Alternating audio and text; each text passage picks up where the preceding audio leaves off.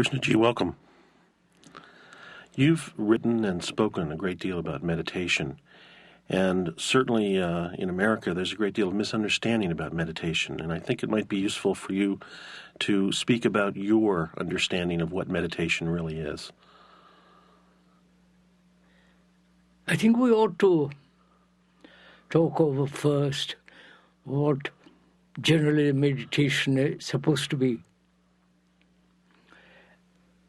There is the Zen meditation, there is the Buddhist meditation, there is the different kinds of Hindu meditation, and also they have introduced the Tibetan, Mahayana and Hinayana, south and north, and also all the latest gurus who have come here talking about meditation. After all, meditation, the meaning of that word is to ponder over, to think over, to be concerned, discern. It's not what we are talking about. All such forms of meditation is a kind of exercise of will, or an attempt to achieve something, a state of illumination, if you like to call it, a state of peace, state of kind of bliss and so on. Or it might be considered as a relaxation. One considers all these forms of meditation are really not meditation at all. From what we have gone into it very, very deeply with all the people concerned of various types of meditation, they ultimately, after a great deal of discussion, and they agree that their form of meditation is really an exercise of will, effort, a sense of achievement, and so on. The word meditation is not only a measure, ponder over, think over, and so on, but the word, both in Sanskrit, means to measure. To measure and to be free of all measurement. I don't know if I make myself clear. Yes. To be free from comparison, from becoming. Here in this country, they have used the word mantra a great deal. The meaning of that word in Sanskrit, the root meaning of that word, is consider, not becoming. Think about it. Go into it. And also, the word mantra means to to put away all self-centered activity. The depth of that statement, very few understand it. So, meditation is not separate something from daily life. If it is separate, it merely becomes an escape, a romantic imagination, and all that kind of nonsense. But real meditation is to be concerned with one's behavior, one's relationship, not only with one's own little family, but with the world. Because the human beings have created the society in which we live, which is rotten, corrupt, immoral, and all the rest of it. And meditation is a form of understanding one's relationship to the world and one's relationship to nature. So it becomes not a self-centered activity of some kind of escape from daily boredom and weariness and the general nonsense of life, but it means a tremendous inquiry in which there is no illusion, no self-deception, no imaginative theories and escapes. I hope I'm making myself clear. Inquiry implies a goal of some type. No. What are we inquiring after? Inquiring into the whole nature of thinking. Inquiring into the nature of why human beings are behaving in this way. Inquiring into or probing into the depth of life, what it all means. If there is something beyond the ordinary, daily, monotonous, wearisome life, to inquire if there is something sacred. So one must begin with doubt. That's one of the things in meditation. Question, inquire, probe, doubt. And not follow any particular system, because that's invented by thought, by another man.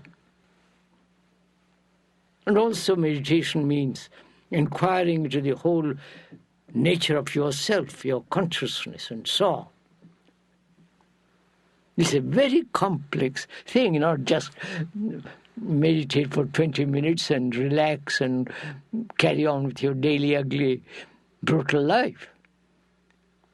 Certainly part of what you're saying involves us having to release the conditioning that we've all been programmed with as we've come through life. That's right. Is there a method to that process of releasing conditioning? The moment you use the word method, it means a process, a system you practice day after day till you reach something. Like Zazen or something like that. Which means your brain, which is already mechanical, programmed, if you follow a system, a method, you make it more mechanical, more routine, more stupid. Whereas this meditation, as you begin to question, is something very, very complex. It's not just something you play with. It's part of your daily life. So it's important to bring meditation into every part of one's life. Life is meditation. Not you bring the meditation. You understand, say, you have to question, doubt. In Christianity, though, that is denied. Because if you doubted the authority of the church, you were either burnt in the old days or tortured. If you really doubted the whole structure of Christian mythology and Christian doctrine, it's non-existent. You will destroy it. Whereas one of the things in Buddhism and Hinduism is you must begin with questioning, doubt, go into it, don't accept authority.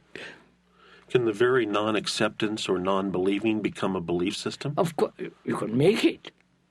But to question why one has belief at all,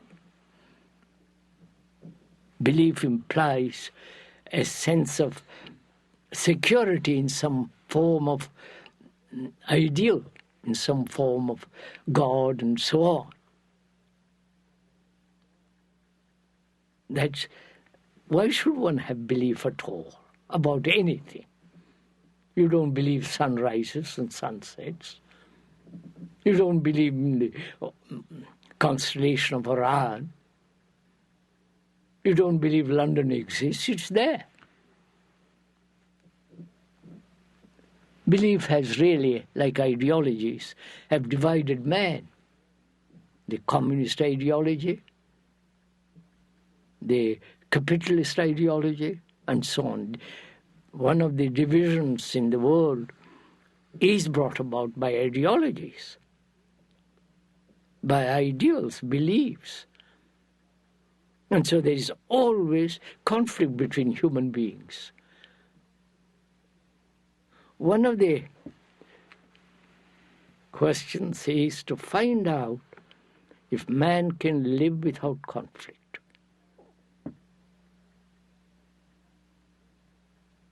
That requires tremendous probing, not just yes, he can or he cannot. Why do human beings live in conflict? Why have they accepted conflict as the way of life for the last 40, 50,000 years? Some people say it's human nature. No. You see, that's another slogan we accept. But we have never inquired why human beings live the way we do, why we are always have wars, why each human being in his relationship with another, intimate or otherwise, is perpetually in conflict. See, to inquire into that requires a great, not only intellectual comprehension, but it requires self-examination. Not examination according to some psychologies,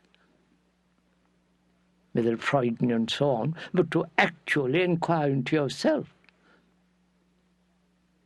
And in inquiring, one begins to discover that your consciousness, with all its reactions, after all, do you want to go into all this? Your interest in all this? Yes. I'm talking, I don't know if you want me to go on. Please.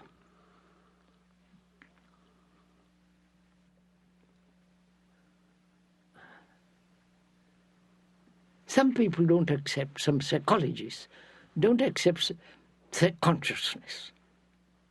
They say only there is action and reaction. Nothing else. Mechanical process. But if you go further into it, you see that human consciousness, which is not only action and reaction, which is mechanical, biological and psychological, you also see that human consciousness is its content, what is made up, which is faith, belief, superstition, illusions, fear, pleasure, ideals, ideologies, my country, your country, my God and your God, all that and more, if you want to go into it, is our consciousness, is what one is. A linguistic, psychological conditioning. Right? That's what we are. What we are is what every human being in the world is, psychologically. They suffer, they are in turmoil, uncertain, anxious, lonely, depressed, weary of this whole business of earning money, money, money. So, if you go to India or Japan, anywhere in the world, every human being goes through this. Whether they're black or purple or blue or whatever color they are, or whatever race they are, whether they are totalitarians or whether they are other. So human consciousness is not my consciousness or your consciousness. It's human consciousness. I don't know. Of which we are a part. We are that. Not a part, we are that. We are that. And therefore, we are not individuals psychologically. So I have to give up who I think I am. Yeah. Who you are is merely your name, your form, or your bank account if you have one, and your passport. Most of us become pretty identified with ourselves. Yes. We like ourselves, and it's kind of a fearful thing to think about giving up ourselves. No, it is not a fearful thing. It's a factual thing. One has lived in such fanciful illusions. If I think, sir, that I am an individual free to do what I like, this is what's happening in the world. Right? Everybody wants to do what he wants to do, what he likes. And he calls that freedom, which is creating such havoc in the world. So, in questioning all this, questioning what society is being made by us. If we are in turmoil, society is in turmoil. If our house inside is burning, we create an ugly society. We are violent, we create. We have divided the world geographically into America, Russia, and India, and Japan, and so on. So nationalities have been one of the causes of war. It is glorified tribalism. Obviously. Well, one might say that nationalities and the separations that are created are really out of our mind because we tend to separate and compartmentalize. That's why you begin to inquire what is thinking, what is thought, why thought has made this society, why thought has created gods and the churches, and it's all the work of thought. I mean, there's no question about it. You can't say it's divine revelation. One can say it, but it has no validity. It's just a belief like any other belief. So there's a direct relationship about between how we think and the world around us. Yeah. So one begins to ask, this part of your question with which you began about meditation, why thought has created this? If you grant that thought, thinking, has brought about the great divisions in the world, why thought has brought about wars in the world, perpetual wars. At the beginning you killed 1 or 2 men with an arrow. Now you can blast off human beings by the million. You follow? That's what we call evolution. We've created terms like megadeaths. Yes, sir. So, what is thinking? Why has thinking become so extraordinarily important in the world? Technologically, you must think to create this microphone, to create the airplane, to create the submarine, to create the neutron bomb. But we have also thought and created God. Right? God is our creation. So as you've said once or twice, God is disorder because he's a reflection of our disorder. Yes. We've created that God. If you accept, it becomes so absurd, the whole thing. So we have to not only investigate what is thinking. And also we ought to probe into the whole question of what is intelligence. We usually associate with collecting knowledge in our brains Yes, as intelligence. yeah. Being programmed in a certain way, using that program more cunningly. It's once you admit, sir, that thought is responsible for everything, right? Both psychologically and technologically.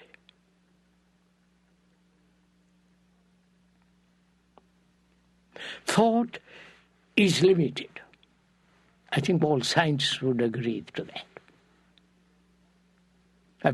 One has talked a great deal to other scientists, they would all see this, obviously. Because knowledge is limited. There is no complete knowledge about anything, at any time, in the future or now. Right? Perhaps you won't agree to this. Well, when we think, we're thinking about things that have passed already. Which means what? Knowledge. Thinking is first, is the response of memory.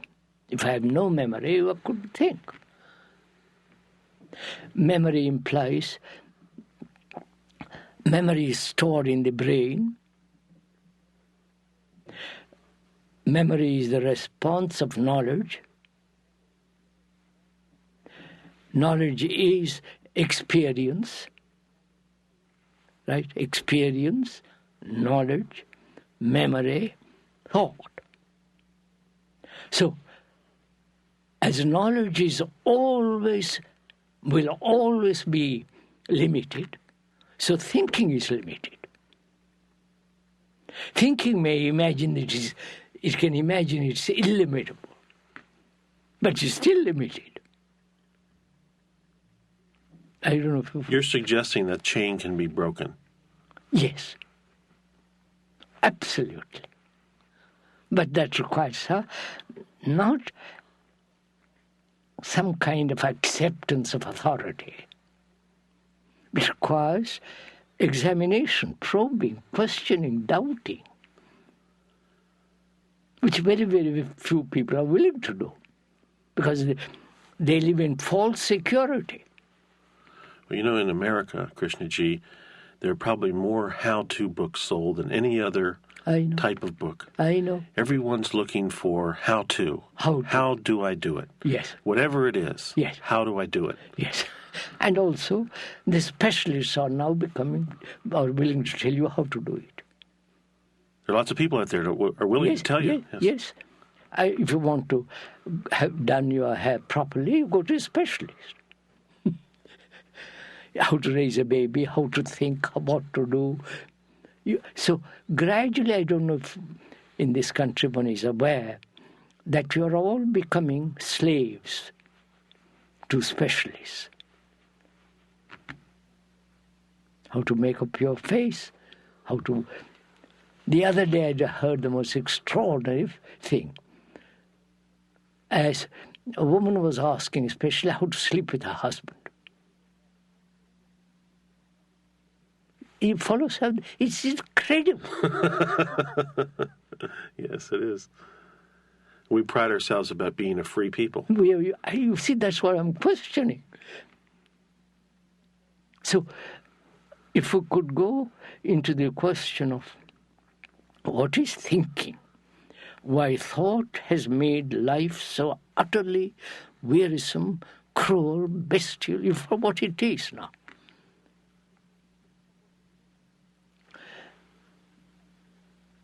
If you once admit, not only logically, but actually, that human consciousness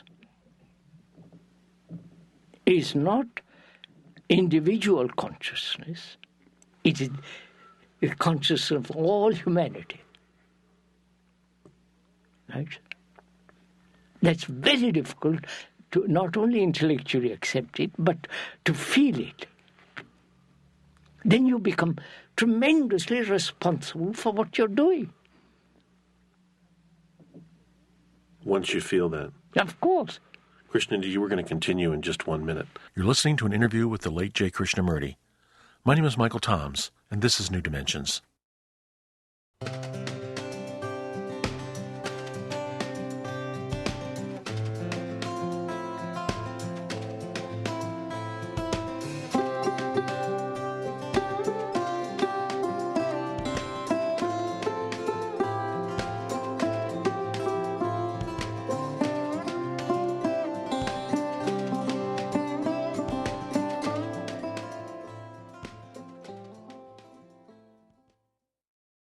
Krishnaji, when you say feeling the whole, there's a lot of energy behind those words when you say them. And I'm reminded about what you've said about we're not being serious about the deeper issues of life, and relating that back to what you're saying, feeling the whole. Perhaps the reason we don't feel the whole or can't even think about or move ourselves to feeling the whole is that we're not serious about the deeper issues of life. So it's not a question of feeling it, that you can imagine you're living in a whole, a feeling of wholeness of life. But one has to, and what does wholeness mean? To be whole implies not living a life in which there is no fragmentation. Business life, artistic life, poetic life. A unified life. Life is one. And we have broken it up. Broken it up professionally, as in career, psychologically, and religiously.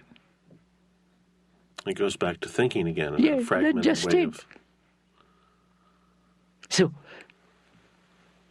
So thinking has produced this world, no question about it. The marvelous cathedrals and the things that are inside the cathedrals, which are considered sacred. But it's the invention of thought. All the Roman structure of hierarchy is the invention of thought. So, that instrument, which is thought, has produced this world. The chaos, the wars, the thought has killed, right? So, that instrument is no longer valid, which very few will accept. It's not valid because it's worn out. It's producing problem after problem. The politicians try to solve one problem. In the very solution of that problem, they're increasing multiple problems. The scientists are doing the same. But there are well-intentioned, sincere, dedicated people who see the problem and feel that there are solutions that can be had by thinking. Thinking. That's just it. So that instrument with which human beings have used for thousands of years is worn out, is no longer valid, is no longer worthwhile, because we are in a both outwardly and inwardly, we are in a great crisis. Economically, socially, morally, in every way we're in a tremendous crisis. And all this is brought about by thought. And if we once see that thought, which human beings have used, is no longer the quality of strength, is no longer valid, you keep on repeating that word, then we must look to another instrument. Is there another instrument? Or is man condemned forever to this way of life, which is brought about by thought. I don't know if you see this clearly. Yeah, it's very clear. So, is it possible for human beings to find a totally different dimension of an instrument which is not the product of thought, which is altogether different? If I may point out, one says it is possible. There is such an instrument. Not the scientists, the biologists, and the doctors are dividing the brain into left and right and all the rest of it. After all, so look at it this way, I'll put it this way. We have used knowledge as a means of achievement. And great many philosophers and biologists say man will ascend through knowledge. Abramovsky and others have said step by step by step. That's called evolution. Evolution implies time. Time means a movement which is thought. Time is thought. And time as evolution, time as thought has not solved a single human problem. Psychological problem. It has solved problems of communication, problems of travel, and so on, so on, so on. But psychologically, inwardly, knowledge has not changed man. He has been what he has been for the last 50,000 years or more. And we say, give me time, will change. Time may be the enemy of man. I don't know if you're following all this. Yes, I'm following. So, is there another instrument which will radically, psychologically change the human, not only the human cells in the brain, but also fundamentally psychologically?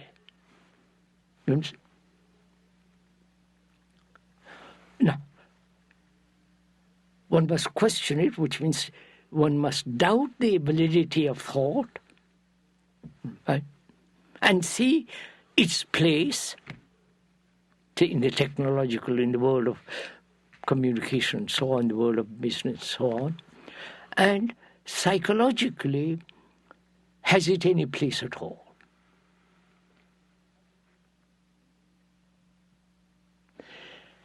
We think it has. That's the illusion we live in.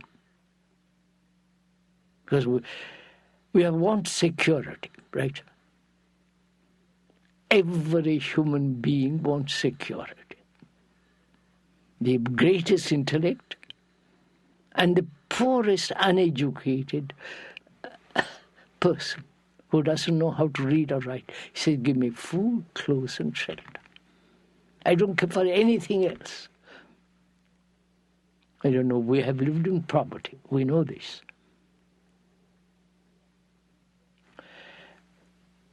So, is there security in the things thought has created?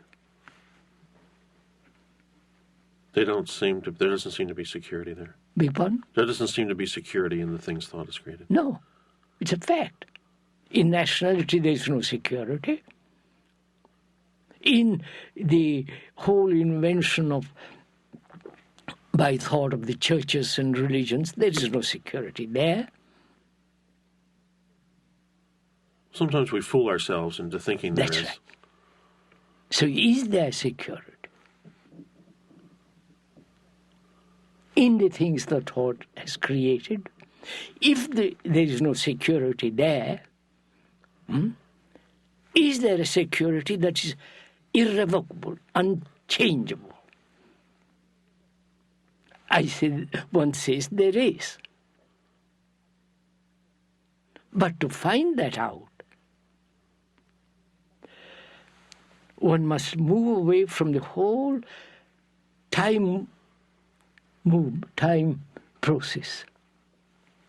So one has to move outside of time.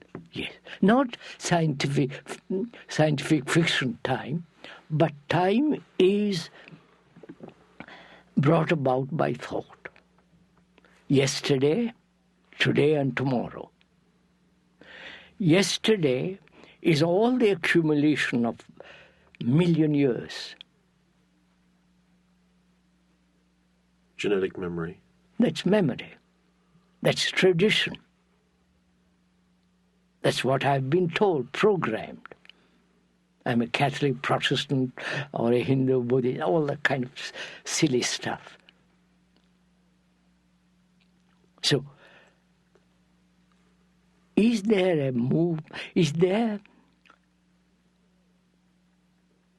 an instrument, a way of living which is not the way of knowledge? It is, when you put it that way, it sounds crazy. But after discussing with you just now, if one understands the limitation of knowledge, and therefore limitation of time, therefore you cannot possibly look to time to change, which is called evolution, then your brain is working totally on a different way from the former. I don't know if you're following all this.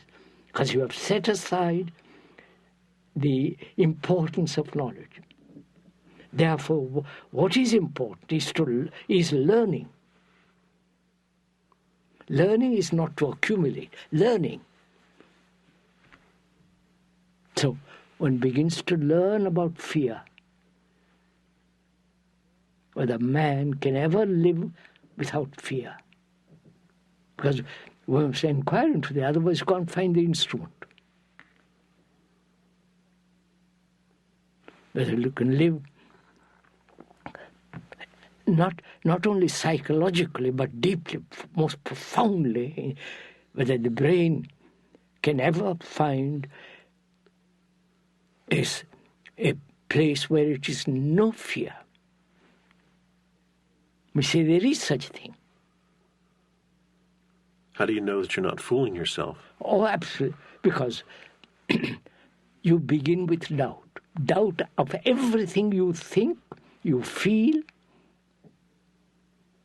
Doubt, question, probe into, say, whether you are really, when you say there is a sense of freedom from fear, is that real? So you watch, you question, you look. So you never accept a thing. Therefore, there is no authority. Because man has sought security in authority. The church, the religions, and so on. So when one rejects all that as being the invention of thought and therefore limited and so on, then your brain now is not cluttered up, is not conditioned by time. I don't know if you're following all this. Look. So it's a matter of recreating one's intention? Not intention. There is no intention in this. You see, that's why intention implies thought. I intend to do something. I intend to become a business owner. It's still the very word creates the element of time. So one must be very, very careful in the usage of words. Rigorous. No, yes, rigorous. And the word must be understood by others, not your own meaning you give to words. Time we understand. Thought we understand. And we understand thought has come to its end.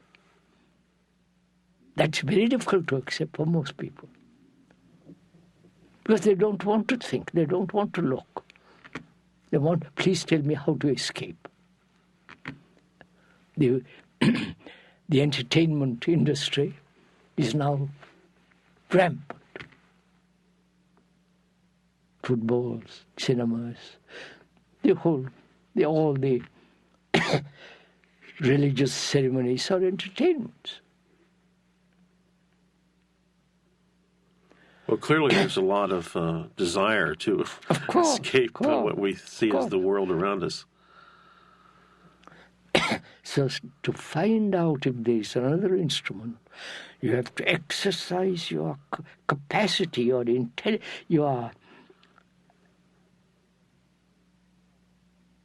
your way of living. Why knowledge has become so important. Are we coming to intelligence? Yes, sir, I'm coming to that slowly. Which means intelligence cannot exist without love. Love is not desire, pleasure, sensory, sexual responses.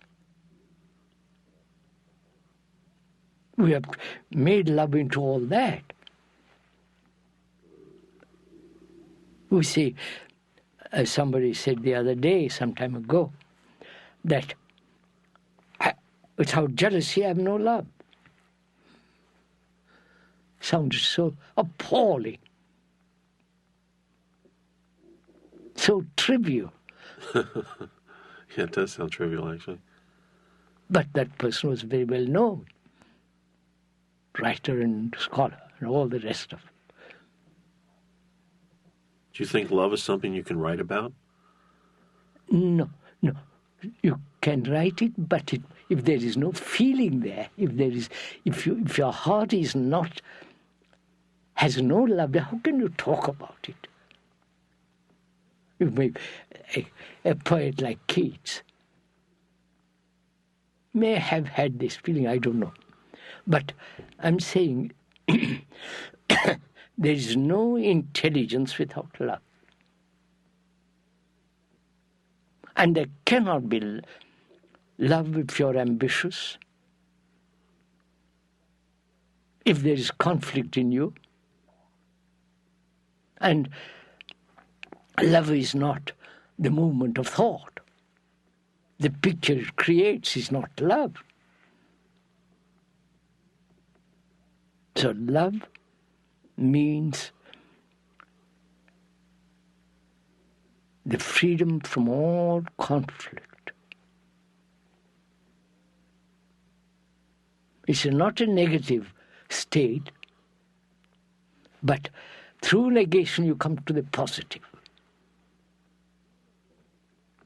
And with that, when there is that love, there is that intelligence, which is compassion. That intelligence is completely secure, that intelligence is security.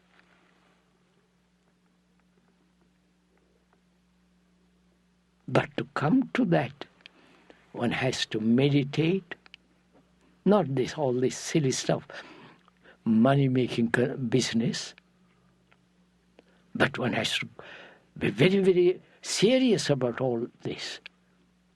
It isn't a passing thing for one day and then pick up another thing next day. One has to, this is one's life. If one doesn't understand one's life, how can you have intelligence? How can there be love and so on?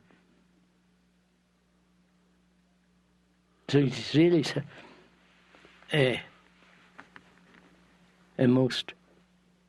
requires a clear brain to think clearly, objectively, unemotionally, unromantically.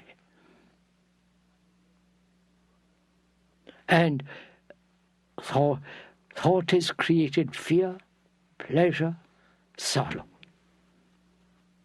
Where there is sorrow, you cannot love. I know people think, if my son is dead, or there is sorrow, right? So I wonder if we realize that human beings have killed each other, and that has created enormous sorrow in the world. They're still doing it. How many women, men, wives have cried about this for thousands of years, and nobody stops it. They talk about peace on earth. They don't mean it. To have peace on earth, one has to live peacefully.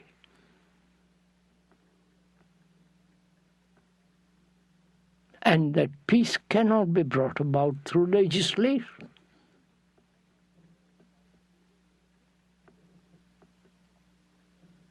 Peace means a state of my brain where there is no conflict and therefore there is no limitation, no division. You understand? Look, there is division now between the Arab and the Jew, the Muslim and the Hindu, the Christian and the non-Christian, and so on. So division creates conflict. Is it possible to live in this world now, married and all the rest of it, to live without division?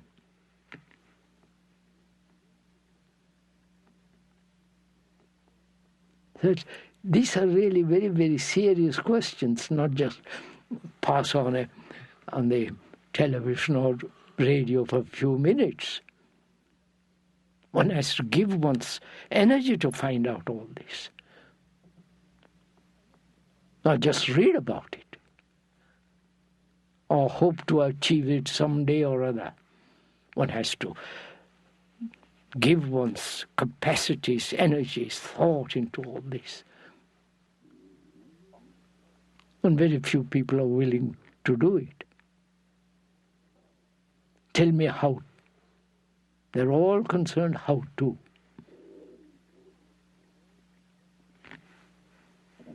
So, to come back to your question, meditation is love and intelligence and compassion. Without that, life has no meaning. You can be a millionaire, a great president, prime minister, generals, what it is, or a business.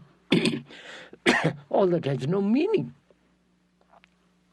Actually, they're just. So to live a life in which there is no conflict means no division. You're no longer a Hindu, a Buddhist, a Christian, an ideologist and theorist.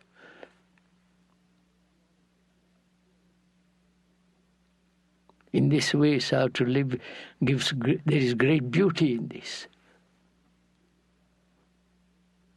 Beauty isn't the perception of something beautiful.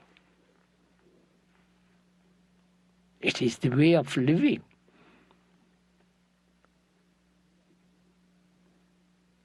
And without love and beauty and sense of immensity of the universe, all this becomes rather trivial stuff. There are several people we happen to know who say you can't change the world. It'll go on for the rest of their life. World will go on because they're conditioned, programmed, Catholic, Protestant, all the rest of it. And why waste your time on all this?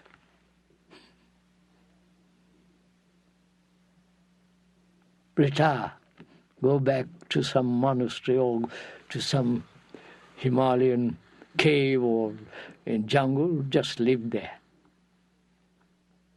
We don't accept that kind of thinking at all, because it's, even you retire into your monastery, the thinking is going on.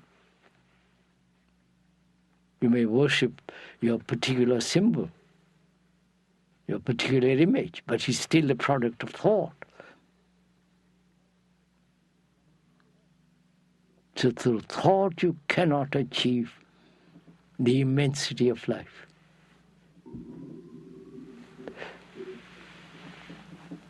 So we have to move beyond thought.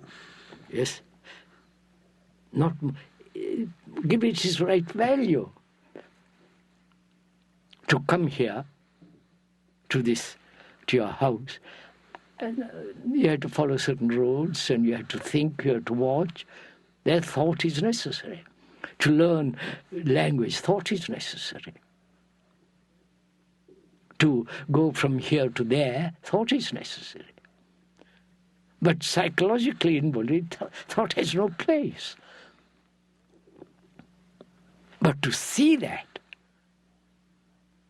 in the seeing of it, thought has its right place. But we don't take time to look at anything. We're supposed to dismiss time, Krishnaji. Yes, sir. We never look at the moon. Never look at a tree. Live with it. Look at it. See the beauty of it. See the strength of it, the quality of it. Or the moon or the stars, we never look. All that we are concerned is to pleasure, money. And money gives you freedom, power, position, all the rest of it. One is not depressed or optimistic or pessimistic. These are facts. You can't, when you look at facts, it's neither optimistically or pessimistically. It's so. That thing is red, that's all. Just like meditation is love. Yes, sir. Krishnaji, I want to thank you for being with us here today. No, please.